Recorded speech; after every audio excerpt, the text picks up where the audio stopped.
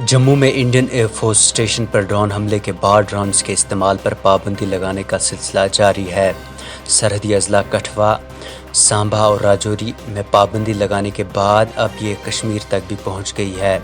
کشمیر میں سب سے پہلے سری نگر انتظامیہ نے ڈرون کے استعمال پر پابندی لگا دی۔ ضلع انتظامیہ کی جانب سے جاری حکم نامے میں بتایا گیا کہ جن کے پاس ڈرون جیسے آلات ہیں وہ مقامی پولیس تھانوں میں جمع کروائیں، جبکہ اس کے بعد بارہمولہ، رامبن اور بانڈی پورہ میں بھی انتظامیہ نے ڈرونز پر پابندی لگانے کا فیصلہ کر لیا ہے۔ اس طرح سے کشمیر کے 3 اور جموں کے 4 اضلاع میں ڈرونز کے استعمال پر پابندی عائد کر دی گئی۔ 27 جون کو جموں کے انڈین ایئر فورس اسٹیشن پر ہونے والے ڈرون حملے کو بھارت میں پہلا ڈرون حملہ مانا جاتا ہے۔ تاہم اس حملے میں 2 IAF اہلکاروں کو معمولی چوٹیں آئیں، جبکہ ایک دھماکے سے چھت کو نقصان پہنچا۔ اس حملے کے بعد پچھلے ہفتے میں 6 مرتبہ جموں کے رتنا چک، کنجونی، کالا چک اور ارنیہ سیکٹر میں بھی ڈرونز کی موجودگی پائی گئی۔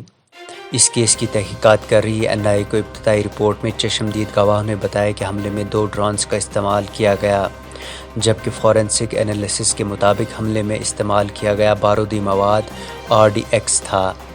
اب وزارت دفاع نے بھارت کی تمام ملٹری تنصیبات پر اینٹی ڈرون سسٹم نصب کرنے کا فیصلہ کیا ہے، جبکہ ڈرون حملوں کا مقابلہ کرنے کے لیے بھارت جلد اسرائیل سے اینٹی ڈرون سسٹم حاصل کرے گا۔ اس کے لیے بھارتی فوج پہلے سے ہی اسرائیل کے اینٹی ڈرون شمس سسٹم کے ساتھ مشقیں کر رہی ہے۔